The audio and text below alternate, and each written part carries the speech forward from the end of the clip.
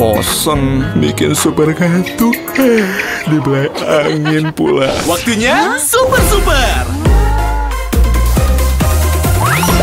Super mulai ngejreng, asamnya wow, super shocking, manis di ending. Yuk, langsung on lagi. Super mulai ngejreng, langsung on lagi. Cobain yuk.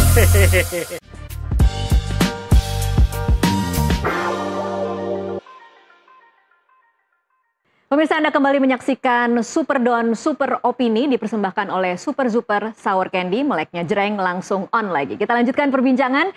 Pasti. Kita tadi sudah makan permen enak, kita lanjutkan perbincangan. Saya ingin membahas tiap bagian, Mas Hanta. Mulai dari yang paling tinggi, yaitu pendidikan dan kesehatan. Pendidikan 79,0% dengan rincian yang sangat puas tuh sebenarnya cuma 7,3%, tapi yang cukup puas 71,7%. Ini kan padahal ada catatan ya Mas Hanta, ada MBG yang punya banyak sorotan tentang bukan cuma kasus keracunannya, tapi juga transparansi bagaimana pengelolaannya. Ini bagaimana menjelaskannya dengan sekian banyak kasus, tetapi pendidikan ternyata masih jadi level tertinggi kepuasan masyarakat. Ya, pertama lagi-lagi saya mengatakan modal awalnya relatif bagus di bidang pendidikan. Kartu Indonesia Pintar misalnya. Sudah ada itu. Iya, sudah ada. Dana BOS dan seterusnya. Bahkan jauh sebelum Pak Jokowi, Pak SBY juga kinerja di bidang ekonomi relatif bagus. Itu satu. Yang kedua, program itu kan berlanjut. Program itu berlanjut sehingga publik masih mendapatkan persepsi di bidang itu relatif positif. Jadi kalau lihat keberlanjutan ini lebih masuk ke akal ya? Masuk di akal. Idealnya begini mestinya. Di bidang ekonomi yang tidak gitu, yang hampir sama juga. Yang ketiga, kita lihat juga ada terobosan di bidang pendidikan yang meskipun kita tidak tahu seperti apa realisasinya, paling enggak tapi dalam persepsi publik, di branding, dikemas. Misalnya soal sekolah rakyat. Nah, itu kan ada gimana anak-anak yang tidak bersekolah akhirnya bisa diasramakan, bisa sekolah. Adalah terobosannya, meskipun dengan segala kekurangannya, seperti MBG ada beberapa catatan. Nah, itu yang membuat bertahannya. Meskipun saya mengatakan siapapun presidennya, bidang pendidikan ini orang akan relatif puas, kecuali ada sesuatu yang luar biasa, ada kasus besar di pendidikan dan sebagainya. Itu diuntungkan. Jadi mungkin itu dianggap sudah stabil di situ, walaupun kita punya persoalan soal mutu dan lain-lain kan? Iya, kalau didalami, ya makanya kalau kelas menengah ke atas, kelas elit, kalau Bang Don banyak sekali catatannya nanti. Tapi kalau ini mengukur persepsi, yang didapatkan begitu. Dan sebagian masih menikmati program-program populis seperti Kartu Indonesia Pintar seperti yang saya katakan itu tadi. Sama dengan di bidang kesehatan, Jadi kesehatan itu kan BPJS kesehatan kan sudah banyak sekali dipakai. Karena ada ditambah dengan pemeriksaan kesehatan gratis. Akhirnya bisa jadi keberlanjutan, tapi kemudian ada yang baru gitu. Ada yang baru, betul. Keberlanjutan ada yang baru. Nah, itu yang membuat mungkin diuntungkan para menteri-menteri di bidang pendidikan dan bidang kesehatan ini kebantu. Sudah modalnya bagus, ditambah lagi suntik investasi lagi dengan sesuatu yang baru, sehingga itu memberikan dampak positif dari sisi itu. Meskipun tadi saya kasih catatan yang Tasya bilang sangat puasnya jauh lebih rendah ketimbang yang cukup puas. Jadi kalau ngomong cukup ya cukup lah ya. Untuk kita itu standar cukup itu sudah bagus. Iya, betul. Cukup itu sudah bagus ya Bang Dode. Iya, benar juga. Oke, tapi kalau kemudian boleh sedikit membandingkan dengan periode yang sama ketika presiden sebelumnya di periode pertama, Mas Hanta, dengan juga memperhitungkan program-program yang dilaksanakan di dalam 1 tahun. Ini kan 1 tahun ini kita banyak sekali program ya. Dibandingkan dengan Presiden Jokowi misalnya di periode pertama. Persisnya ada 17 program utama. Ini kan kalau membandingkan apa yang bisa kita pelajari dari angka yang cukup tinggi ini? Ya, pertama memang ada beda dari situasi struktur politiknya. Itu yang berbeda. Tetapi dari sisi modal awal harusnya Pak Prabowo jauh lebih besar ketimbang Pak Jokowi. Kenapa? Jokowi di periode pertama kalau mau ingat, itu dukungan politiknya hanya 36% di parlemen. Jadi ada energi politik untuk melakukan konsolidasi di bidang politik cukup banyak. Itu pekerjaan ekstra juga. Ekstra betul. Sementara Pak Prabowo bukan cukup, kebanyakan. Ini nggak boleh. Sampai kita bingung mengatakan mana partai yang di luar pemerintahan. Dan Pak Prabowo masih mengajak lagi yang lain-lain masuk. Sudah habis yang di luar, tapi tidak ada lagi. PDIP tidak di dalam, tapi bilang juga tidak di luar. Nah, PKS sudah di dalam. Nasdem juga begitu. Nasdem juga begitu, sehingga harusnya dengan modal ini tingkat kepuasannya harusnya kita lihat harus lebih. Kenapa? Secara politik Pak Prabowo melakukan energi politiknya tidak terkuras seperti ketika Pak SBY dan Pak Jokowi di awal.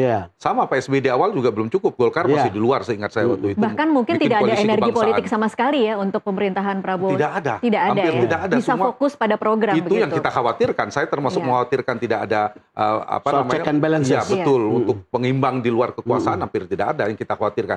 Sehingga di ekonomi bisa fokus penuhnya. Konsolidasi politik sudah selesai. Kita lihat bagaimana koalisinya sangat tambun, lalu dibikinlah semacam bangunan struktur kabinet yang juga gemuk sekali, itu untuk ditukarkan seterusnya kan sudah selesai kemarin. Nah, sementara sekarang fokus pada urusan ekonomi, urusan kinerja.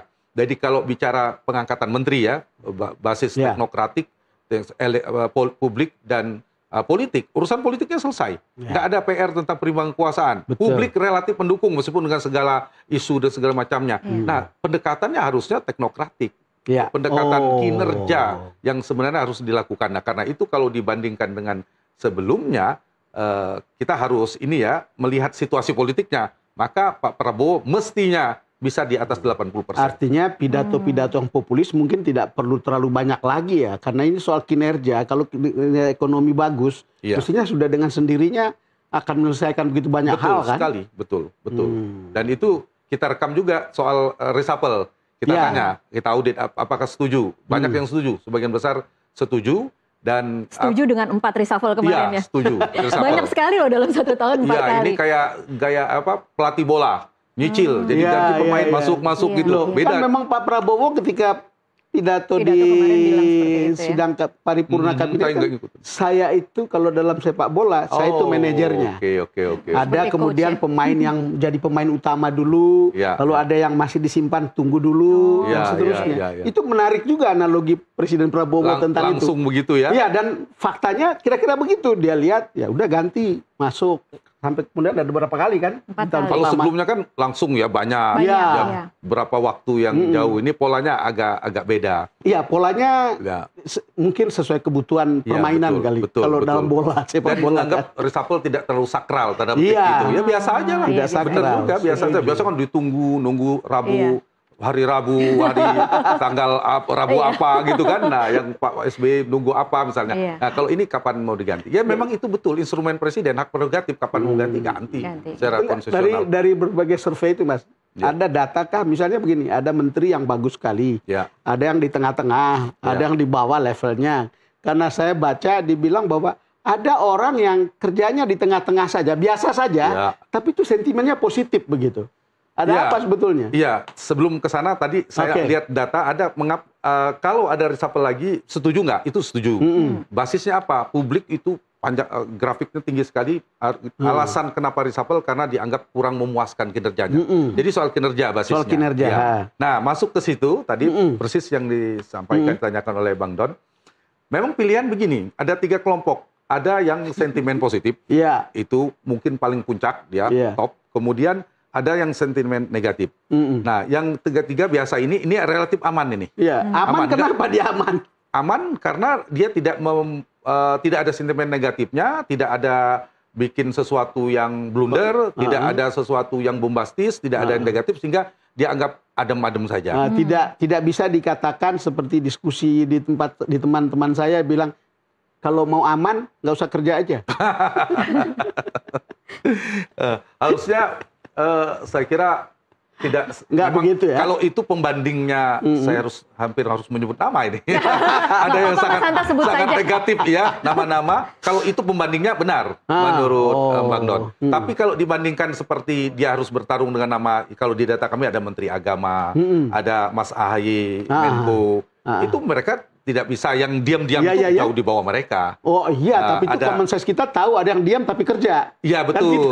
Terlepas dengan yang kerja, yang dilihat publik itu kan di data kami yang saya sebutkan nama yang positif dulu ini. Kemudian ada Menteri Agama, ada Erick Thohir, ada Purbaya, itu kelihatan kan di media Purbaya. Kemudian ada AHY, ada Menteri Kesehatan, itu kelihatan pergerakannya. Ada termasuk Zulkifli Hasan sering bicara pangan, kemudian Teddy Seskap, kemudian Jaksa Agung. Nah, itu yang sering muncul di media terukur relatif positif. Tapi yang seperti Bang Don bilang artinya juga, sentimen dan kinerja itu sejalan, kira-kira gitulah. Ada yang tidak sejalan. Yang tidak sejalan itu mungkin bias popularitas. Ya, mungkin. Ada juga siapa tuh misalnya Mas Hanta? Siapa tuh yang bias popularitas? Bias popularitas itu bisa jadi orangnya populer, tetapi dia tidak ada isu negatifnya, yang itu Bang Don bilang, dia akan berada di agak atas.